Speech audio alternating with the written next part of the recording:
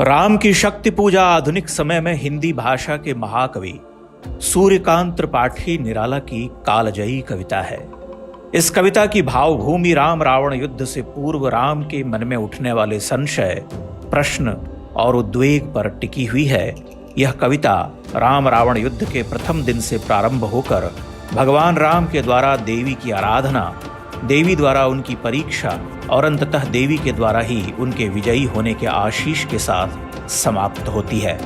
इस कविता की विलक्षणता इसके गहन भाव, अद्भुत छंद विधान, शब्द सौंदर्य, अर्थ की गंभीरता और क्षण क्षण परिवर्तित होते राम के मनोभाव अंतर्द्वंद में है।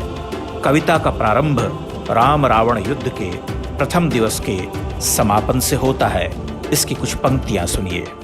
रवि हुआ अस्त ज्योति के पत्र पर लिखा, अमर रह गया राम रावण का पराजेय समर। आज का तीक्ष्ण शर विधृत क्षिप्र कर वेग प्रखर, शतशेल संवरणशील नील नभ गर्जित स्वर प्रतिपल परिवर्तित व्यूह भेद कौशल समूह। राक्षस विरुद्ध प्रत्यूह क्रुद्ध कपि विषम हूह विच्छुरित वहनी, राजीव नयन हत लक्ष्य बाण। लोहित लोचन रावण मद मोचन महीयान, राघव लाघव रावण वारण गत युग्म प्रहर। उद्धत लंकापति मरदित कपि दलबल विस्तर, अनिमेष राम विश्वजित दिव्य शरभंग भाव। विद्धांग बद्ध को दंड मुष्टिखर रुधिर श्राव, रावण प्रहार दुर्वार विकल वानर दलबल। मूर्छित सुग्रीवांगद भीषण गवाक्ष गय नल वारित, सौमित्र भल्लपति अगणित मल्ल रोध गर्जित प्रलयाब्धि क्षुब्ध हनुमत केवल प्रबोध। उदगीरित वहनि भीम पर्वत कपि चतुः प्रहर, जानकी भीरु उर आशा भर रावण संवर। यह एक लंबी कविता है जिसे उद्धृत करना कठिन है, किंतु इसके कुछ अंशों को सुनते हुए आप अनुभव कर सकते हैं कि इसकी रचना में कितना ताप, कैसा काव्य कौशल है।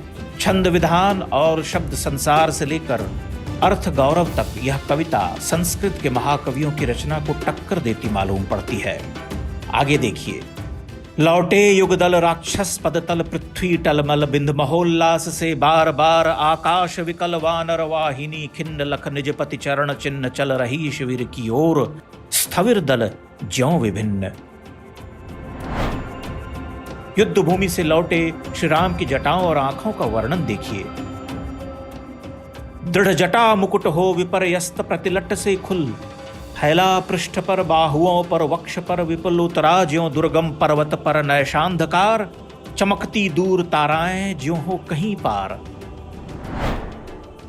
आगे राम का संशय है जो प्रथम दिवस के युद्ध में राक्षसों के उत्पात और ध्वंस से प्रगाढ़ होता है। कवि कहते हैं, है अमानिशा उगलता गगन घन अंधकार, खो रहा दिशा का ज्ञान स्तब्ध है पवन चार। अप्रतिहत गरज रहा पीछे अम्बुधि विशाल, भूधर ज्यों ध्यान मग्न केवल जलती मशाल। स्थिर राघवेंद्र को हिला रहा फिर संशय, रह रह उठता जग जीवन में रावण जय भय। जो नहीं हुआ आज तक हृदय रिपुदम्य श्रांत, एक भी अयुत लक्ष्य में रहा जो दुराक्रांत। कल लड़ने को हो रहा विकल वह बार बार, असमर्थ मानता मन उद्यत हो हार हार।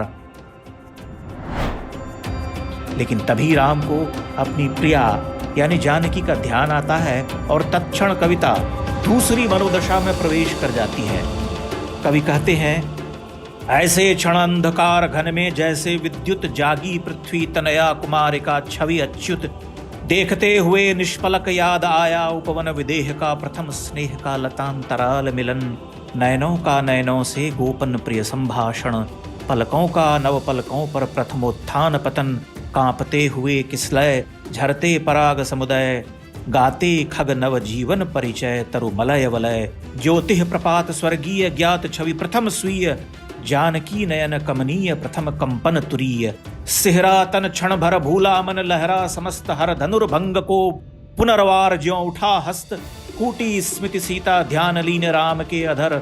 फिर विश्व विजय भावना हृदय में आई भर, वे आए याद दिव्य शर अगणित मंत्रपूत। फड़का पर नभ को उड़े सकल ज्यों देवदूत, देखते राम जल रहे शलभ ज्यों रजनीचर। ताड़का सुबाहु विराध शिरस्त्रय दूषण खर।